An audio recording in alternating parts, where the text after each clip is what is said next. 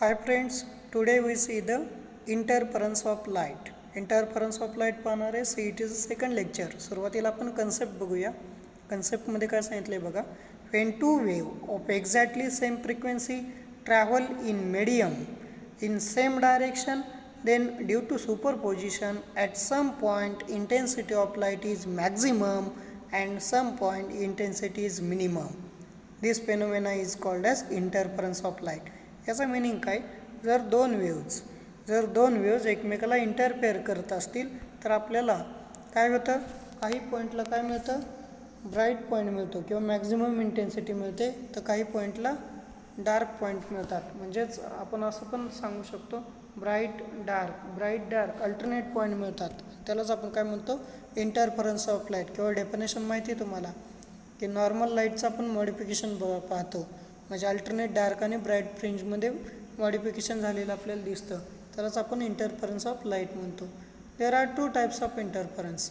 First one is constructive interference and another one is destructive interference. Constructive म्हणजे काय, किंवा कन्स्ट्रक्टिव्हमध्ये काय पाहिलं CETच्या दृष्टीनं बघा. When two wave meet at a point with same phase, constructive interference is obtained at that point. याचा अर्थ काय, जर दोन वेव्ज सेम फेजमध्ये असतील तर आपल्याला काय मिळतो, कन्स्ट्रक्टिव्ह इंटरफरन्स मिळतो. कन्स्ट्रक्टिव्ह इंटरफरन्स म्हणजे काय, we get the bright point किंवा त्या पॉईंटची इंटेन्सिटी मॅक्झिमम असते. Okay. Similarly destructive interference, when two wave meet at a point with opposite phase किंवा out of phase, then destructive interference is obtain. जर दोन waves out of phase असतील, किंवा याची डायग्राम पण आपण पाहू शकतो. डायग्राममध्ये असं सांगता येईल, दोन वेव्ज आहेत, ही फर्स्ट वेव्ह आहे. Okay. This is another second wave. जर या सेम फेजमध्ये असतील, सेम फेज म्हणजे फर्स्ट वेव्हचा क्रश त्यावेळेस सेकंडचा पण क्रश, फर्स्टचा ट्रप त्यावेळेस सेकंडचा क्रश. या केसमध्ये आपल्याला काय मिळते, वी गेट मॅक्झिमम ॲम्प्लिट्यूड. म्हणजे इनिशियल ज्या दोन वेव्ज होत्या, ही वेव्ह, या वेव्हच्या तुलनेत याची जी ॲम्प्लिट्यूड आहे ती आपल्याला काय मिळते, मॅक्झिमम मिळते. मॅक्झिमम जर ॲम्प्लिट्यूड मॅक्झिमम असेल तर it is directly proportional to intensity. ते इंटेन्सिटीला प्रोपोर्शनल आहे. मग amplitude maximum, intensity maximum, then point is bright. Similar way याही साईडला डिस्ट्रक्टिव्ह इंटरफरन्समध्ये पण असंच. डिस्ट्रक्टिव्हमध्ये तुम्ही सांगू शकता, when two wave are in out of phase. Out of फेजचा अर्थ काय, ही फर्स्ट वेव्ह आहे. Okay. This is second wave म्हणजे फर्स्ट वेव्हचा क्रेस्ट असेल त्यावेळेस सेकंडचा ट्रप आला, फर्स्टचा ट्रप आहे त्यावेळेस सेकंडचा क्रेस्ट आला, तर आपल्याला जे आउटपुट मिळतं ते काय मिळतं, 0 मिळतं. म्हणजे ॲम्प्लिट्यूड 0 येते किंवा मिनिमम येते. ॲम्प्लिट्यूड मिनिमम असेल तर पॉईंट डार्क मिळतो, आणि डार्क पॉईंट असेल तर त्या इंटरफरन्स पॅटर्नला आपण काय म्हणतो, डिस्ट्रक्टिव्ह इंटरफरन्स पॅटर्न मिळतो. आता नेक्स्ट आपण पाहणार आहे, what is the relation between phase difference and path difference.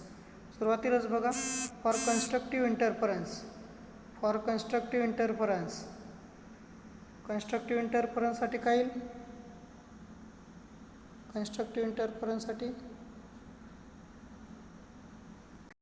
For constructive interference path difference between two waves it is equal to काय येतं, 2n λ/2. याच्यावरून आपण सांगितलं होतं, काय सांगितले, path difference is even multiplier येतो बाय λ/2. ओके. इथं जो λ/2चा मल्टिप्लायर आहे तो इवन येतो. जर इवन येत असेल तर कन्स्ट्रक्टिव्ह इंटरफरन्स. आणि सेकंड केसमध्ये बघा, ही path difference is odd multiple of λ/2. जर पाथ डिफरन्स ऑड मल्टिपल आला λ/2ला तर त्याला आपण म्हणतो डिस्ट्रक्टिव्ह इंटरफरन्स. ओके.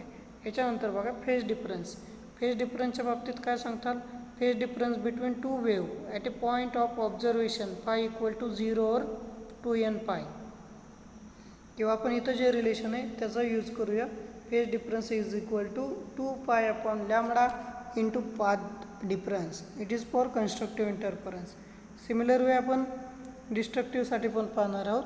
आता या ज्या कंडिशन आपण पाहिल्या, म्हणजे आपल्याला यात अतिशय महत्त्वाचं आहे, what is the path difference आणि what is the phase difference. Okay. Next बघा, रिझल्टंट ॲम्प्लिट्यूड ऑफ पॉईंट. आपण आत्ता सांगितलं, रिझल्टंट ॲम्प्लिट्यूड जी येते वेव्हची कन्स्ट्रक्टिव्ह इंटरफरन्समध्ये, in constructive interference resultant amplitude of wave is maximum. पहिली वेव्ह, सेकंड वेव्ह, आणि जी रिझल्टंट येईल त्याची ॲम्प्लिट्यूड मॅक्झिमम दिसते आपल्याला. ही जी ॲम्प्लिट्यूड आहे ती मॅक्झिमम दिसते कन्स्ट्रक्टिव्ह इंटरफरन्समध्ये. तर डिस्ट्रक्टिव्हमध्ये ती काय ती मिनिमम येताना आपल्याला दिसते. ओके, आता हेच असं लिहितो आपण A1 is equal to A2 equal to A0. आपण कन्सिडर केली फर्स्ट वेवची ॲम्प्लिट्यूड A1, सेकंड वेवची ॲम्प्लिट्यूड किती A2, next it is equal to A0 आणि ही ॲम्प्लिट्यूड रिझल्टंट काय येते मॅक्झिमम येते मॅक्झिमम. सिमिलर वे येतं पण डिस्ट्रक्टिव्हमध्ये बघा A1 equal to A2 equal to A0 equal to A minimum म्हणजेच मिनिमम ॲम्प्लिट्यूड आणि इट इज इक्वल टू 0 येतं, हे माहिती असू द्या. नेक्स्ट बघा resultant intensity at a point. Resultant intensity actually या ठिकाणी आपल्याला हा फॉर्म्युला डिराईव्ह केलेला आहे किंवा आपण या फॉर्म्युल्याचा यूज करणार आहे. आय मॅक्स आय मीन या दोन फॉर्म्युल्यांचा यूज करायचा आपल्याला. आय मॅक्स काय येईल तर आय मॅक्स असं येतो, इकडं पहा की इथं आय मॅक्स इक्वल टू काय येतं I1 प्लस I2 काय येतं आय मॅक्स इक्वल टू काय आलं I1 plus I2 plus twice under root of I1 I2 cos of theta असा फॉर्म्युला मिळतो आपल्याला. I1 plus I2 plus twice under root I1 I2 cos of theta किंवा cos of phi is phase difference. आता constructive इंटरफरन्समध्ये phase difference किती असतो 0, 2π, 4π हे phase difference असतात. 0, 2π 0 जर पुटअप केला तर आपल्याला काय मिळेल कॉस 0ची किंमत 1 मिळेल, म्हणजेच आपल्याला इक्वेशन मिळेल. इक्वेशन काय मिळेल आपल्याला इक्वेशन आपल्याला असं मिळेल की आय मॅक्स इक्वल टू काय I1 plus I2 plus twice under root I1 I2. Okay, similar way यात पण आपल्याला आय मीन मिळेल. आय मीन काय मिळेल I1 plus I2 plus 2 under root of I1 I2 cos of theta असतं. पण ह्यातला जो फेज डिफरन्स आहे डिस्ट्रक्टिव्हसाठी तो पाय असतो, पाय किंवा 3π असतो, 3π असतो. ओके, जर आपण पाय पुटअप केलं तर काय येईल I1 plus I2 plus twice under root of I1 I2 cos of theta. Cos 180 put केलं तर -1 येतो आणि तो -1 आपण इथं मॉडिफाईड करतो आणि फायनली आपल्याला इक्वेशन काय मिळतं I1 plus I2 plus twice under root of I1 I2 cos of theta हे रिलेशन होतं. हा कॉस थिटाची किंमत आपण 180 पुट केलं, कॉस 180ची किंमत -1 येते. -1 या -1मुळे काय होतं इथलं जे साईन आहे प्लस ते मायनस होतं आणि फायनली आपल्याला काय मिळतं आय मीन इक्वल टू काय I1 plus I2 minus twice under root of I1 I2. Okay, आता हे जे रिलेशन आहे हेच रिलेशन आपण असंही लिहू शकतो आय मॅक्स इक्वल टू, कारण आपल्याला माहिती आहे दिस इज एक्सपान्शन. हे एक्सपान्शन आहे, कोणाचं एक्सपान्शन आहे तर आपल्याला हे माहिती आहे A plus B bracket square याचं एक्सपान्शन येतं. ते एक्सपान्शन आपण असंही लिहू शकतो under root I1 plus under root I2 ब्रॅकेटचा square I max equal to. Okay, याच्यावरून आपण डायरेक्टली आय मॅक्स आणि आय मीन काढू शकतो. यात प्लस असते आणि इकडे मायनस आहे. ओके, नेक्स्ट बघा if intensity is maximum intensity याचा अर्थ काय असणार आहे फेज डिफरन्स किती असेल 0 असेल. 0 जर पुटअप केला आपण फेज डिफरन्स 0 असेल त्यावेळेस काय करतात इकडं पहा व्यवस्थित लक्ष द्या की यात काय दिलेलं आहे I1 equal to I2 equal to I0 असेल तर काय इक्वेशन मिळेल वरती जे इक्वेशन दिलेलं आहे ते आपण सिम्प्लिफाय करू. दॅट इज इक्वल टू काय येईल I प्लस I, कारण यांच्या किमती पुटअप केल्या I1 I2च्या जागेवर I0 पुटअप केला, I0 दोन्ही पुटअप केलं प्लस हे टॉईस आहे असं I इंटू I स्क्वेअर, तो स्क्वेअर कॅन्सल होईल किंवा स्क्वेअर रूट आणि स्क्वेअर कॅन्सल होईल. काय आलं I प्लस 2I0 म्हणजे याची बेरीज किती येते addition 4I0. Another equation similar way याही साईडला डिस्ट्रक्टिव्ह इंटरफरन्ससाठी पण आपण सांगू शकतो डिस्ट्रक्टिव्हमध्ये पण पहा I1 I2 is equal to I0, then I mean equal to I mean पाहिजे तर आय मीन इक्वल टू काय येईल तर हे असंच मगच सांगितल्याप्रमाणे I0 plus I0 minus toys I0 येईल, कारण हे सिम्प्लिफाय केलं तर असं येईल आणि फायनली उत्तर काय येतं इट इज इक्वल टू 0 येतं. याचा अर्थ काय झाला, एक वेळेस इंटेन्सिटी मॅक्झिमम आली तर सेकंड केसमध्ये काय आली इंटेन्सिटी मिनिमम आली. ओके, आता याच्यानंतर नेक्स्ट बघा काही फॉर्म्युले दिलेत फॉर रिझल्टंट इंटेन्सिटी. आत्ताच आपण इक्वेशन सांगितलं होतं रिझल्टंट इंटेन्सिटीचं काय येतं I equal to I1 plus I2 plus twice under root I1 I2 cos of phi is phase difference. आता याच्यानंतर जर हे तिघं सेम असतील I1 equal to I2 equal to I0 असेल तर इक्वेशनमध्ये काय मॉडिफिकेशन होईल I0 plus twice under root I0 cos of five.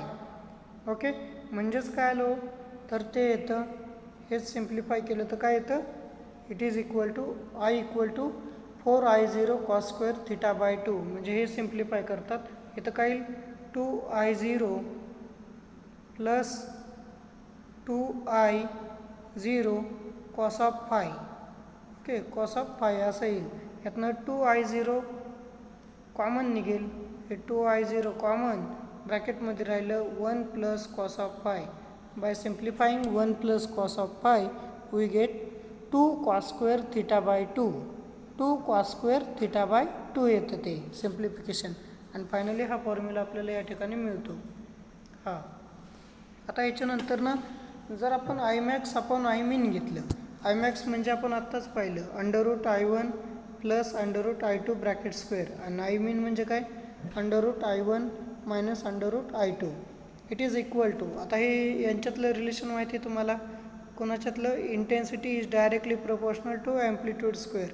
जर हे इकडे आणलं ॲम्प्लिट्यूड स्क्वेअर आहे, स्क्वेअर इकडे आणा स्क्वेअर रूट होईल. Square root of I equal to काय आलं A किंवा ॲम्प्लिट्यूड येईल.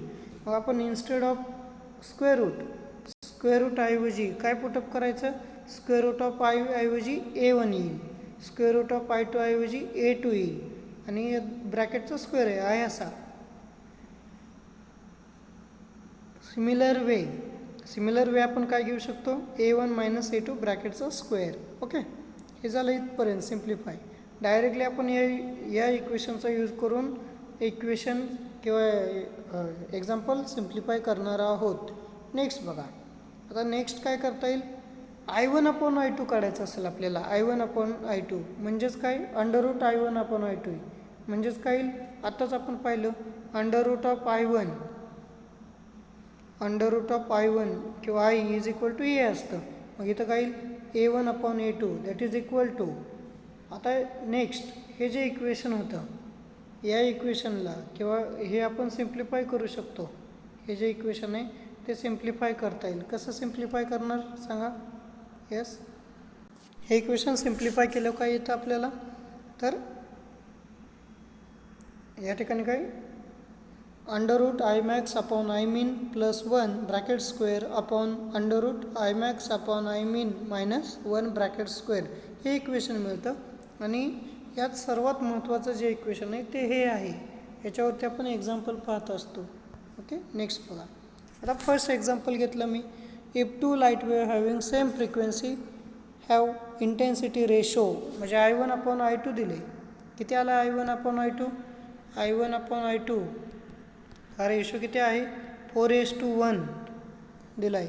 And they interfere the ratio of maximum intensity and minimum intensity in the pattern will be. किती येईल फर्स्ट ऑप्शन आहे 9:1, सेकंड ऑप्शन आहे 3:1, थर्ड ऑप्शन आहे 25:9 आणि फोर्थ ऑप्शन आहे 16:25. आता या ठिकाणी आपण डायरेक्टली हे पुटअप करू शकतो. पुटअप करताना काय येईल सांगा. आपल्याला काय दिलेलं आहे इथं इंटेन्सिटी दिलेत, इंटेन्सिटी बरोबर ना. म्हणजेच आपण लास्ट पाहिलं होतं बघा, काय पाहिलं होतं फॉर्म्युला, हा जो फॉर्म्युला आहे या फॉर्म्युल्यात जर आपण पुटअप केल्या किंमत, या फॉर्म्युल्यात पुटअप केल्या किंमत तर काय येईल एक इंटेन्सिटी 3 आहे आणि दुसरी 1 आहे. ओके येस, एक इंटेन्सिटी 4 आहे आणि दुसरी 1 आहे. तर आपल्याला रिलेशन काय मिळेल किंवा इक्वेशन काय मिळेल बघा. इथं आपण सिम्प्लिफाय करून बघूया. हे असं येईल √4 प्लस √1. ओके, आपण √4 मायनस √1 ब्रॅकेटचा स्क्वेअर काय येईल, हे 4चा स्क्वेअर रूट 2 येतो. 2 + 1 3, 3चा स्क्वेअर किती येईल 9, 9 इथं किती येईल 2 - 1 1, म्हणजे काय आलं 1चा स्क्वेअर 1च येईल परत एकदा, म्हणजे आलं 9:1, जे की आपल्याला सिम्प्लिफाय करून दिलेलं आहे. या ठिकाणी सिम्प्लिफाय केलेलं आहे. हे एक एक्झाम्पल. नेक्स्ट बघा, आता हे विचारलेले एक्झाम्पल्स आहेत. नेक्स्ट सेकंड एक्झाम्पल बघा.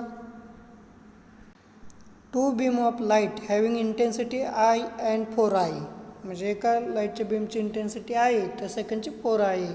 Interfere to produce fringe pattern on a screen. The phase difference between beam is, phase difference दिला आहे π/2 ॲट पॉईंट ए या पॉईंटला π/2 एवढा आहे, and pi at point B. Then the difference between the resultant intensity at A and B is. पहिला option आहे 2I, दुसरा 4I, तिसरा 5I आणि चौथा 7I. रिझल्टंट इंटेन्सिटीचं इक्वेशन माहिती आहे आपल्याला. काय इक्वेशन आहे तर I = I1 + I2 + twice √I1 I2 cos of five. हे रिझल्टंट इंटेन्सिटीचं इक्वेशन आहे. आता या ठिकाणी 2 पॉईंट दिलेत. ए हा एक पॉईंट आहे, बी हा एक पॉईंट आहे. या 2 पॉईंटला आपल्याला इंटेन्सिटी दिलेली आहे किंवा फेज डिफरन्स दिलेत आणि याच्यावरून आपल्याला विचारले काय की डिफरन्स विचारला आहे, 2 इंटेन्सिटीजमधला डिफरन्स. तर तो काय येईल, एकदा फेज डिफरन्स काय दिला आहे π/2. Then put the value of cos theta किंवा कॉस फाय इज π/2. कॉस 90 किती येतो, कॉस 90 0, हा फॅक्टरच 0 होईल पहिल्या केससाठी, कारण कॉसची किंमत 0 येईल. 0 इंटू कुठलाही फॅक्टर घेतला तर 0, फायनली काय येईल, सॉरी कॉस 90 0 येईल. ओके,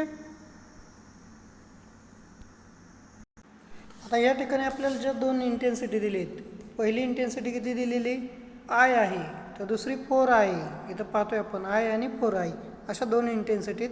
या दोन्ही इंटेन्सिटीचा आपण यूज करणार आहोत. बघा नेक्स्ट आपल्याला काय सांगायचं आहे, हा जो जनरल फॉर्म्युला आहे या फॉर्म्युल्यात आपण किमती पुटअप करणार आहे. काय येईल की फर्स्ट इंटेन्सिटी I, दुसरी 4I प्लस कॉस 90चं फॅक्टर, कॉस 90 0 येतो, 0 इंटू कुठलाही फॅक्टर घ्या, हा टोटल फॅक्टर किती येईल 0 येईल, प्लस 0 म्हणजेच किती आलं I + 4I 5I. पहिली इंटेन्सिटी 5I आली. सेकंड बघा, सेकंड आपल्याला इंटेन्सिटी किती घ्यायची किंवा फेज डिफरन्स पाय घ्यायचा आहे.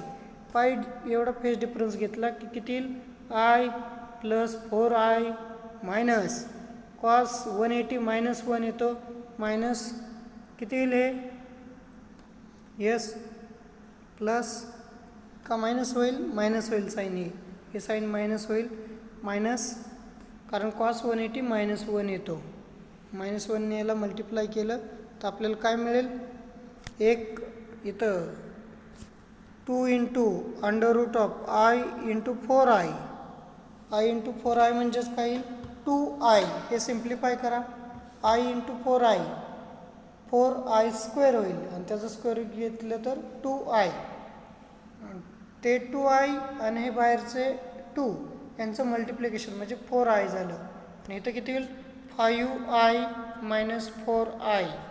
फायनली आपल्याला मिळतं IB = किती मिळेल I. ओके, आता या दोघांचे आपण जर रिझल्टंट काढला तर किती येईल IA - IB म्हणजेच किती 5I - I 4I. Correct answer is 4I. Okay, next the optical path difference between 2 identical light wave arriving at a point is 31.5 into lambda, where lambda is the wavelength of light. त्यांनी सांगितलं आहे point कसा असेल. Last लेक्चरला आपण सांगितलं तुम्हाला, काय सांगितलं होतं, जर पाथ डिफरन्स किती दिला आहे आपल्याला बघा इथं पार्ट डिफरन्स किती आहे 31.5 लॅम्बडा. याला आपण काय करतो 2ने मल्टिप्लाय करायचं, 2ने डिवाइड करायचं. काय अंक येईल 31 × 2 62 + 1 म्हणजे 63 येईल. 63 lambda by 2 path difference is equal to किती आलं 63 lambda by 2. 63 is even or odd, it is odd. Path difference is odd multiple of lambda by 2. जर हा अंक ऑड येत असेल तर ऑब्वियसली पॉईंट कसा मिळतो आपल्याला डार्क मिळतो, हे आपल्याला माहिती आहे. Okay. Next the optical path. आता हे तुम्ही सांगू शकता if optical path difference between two identical wave arrive at point is 15 lambda by 2. 15 आहे, 15 लॅम्बडा बाय 2 आहे. What's happen then where lambda is the wavelength of light, then point is, point कसा असेल path difference आपल्याला दिला 15 lambda by 2. 15 is odd multiple, परत एकदा काय येईल आपल्याला dark point. Path difference is odd multiple of lambda by 2. कोणासाठीच कंडिशन आहे डिस्ट्रक्टिव्ह इंटरफरन्स, आणि डिस्ट्रक्टिव्ह इंटरफरन्स म्हणजे डार्क पॉईंट. नेक्स्ट बघा, नेक्स्ट काय दिलं आहे the path difference between. Path difference दिला आहे, पाथ डिफरन्स किती दिला आहे 11 लॅम्बडा बाय 4. तर आपल्याला विचारलं आहे काय what is the phase difference between two waves, दोन वेव्हमधला फेज डिफरन्स. फेज डिफरन्सचा फॉर्म्युला माहिती, फेज इक्वल टू किंवा phase difference equal to 2π/λ into path असतो. ओके. आता हा पाथ जो आहे हा पाथ काय आहे, पाथ डिफरन्स काय येईल इथं path difference 11 lambda by 4. Okay. आता यात कॅन्सल काय काय होतं लॅम्बडा गेट कॅन्सल. ओके. बे के बे, बे 2 4, म्हणजेच इक्वेशन काय आलं 11π अपॉन किती 2. That is option number first येईल. ओके. याच्यानंतर नेक्स्ट बघा, नेक्स्ट ते सॉल्व करून दिलेलं आहे. काय दिलेलं आहे path difference equal to 2π/λ into path difference. Next path difference 11/4 आहे. त्यानंतर जर हे सिम्प्लिफाय केलं आपण तर काय होतं लॅम्बडा गेट कॅन्सल, बे के बे, बे 2 4, दॅट इज वरती शिल्लक राहिलं 11π/2. This is final answer. Next if the path difference between wave is 6 lambda by 4 then the phase difference will be. Phase difference काय येईल तर आता आपण सिम्प्लिफाय करू शकतो. ते सिम्प्लिफाय करत असताना काय दिलं आहे तर same formula phase difference is equal to 2π/λ into path difference. त्यानंतर 2π/λ आहे असा, 2π/λ आहे असा 6/λ/4.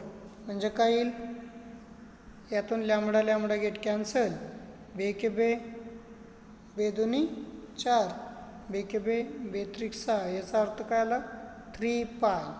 Final answer is 3π. हे आन्सर आपल्याला या ठिकाणी मिळतं. ओके. नेक्स्ट बघा the ratio of amplitude of a two wave is 4/3.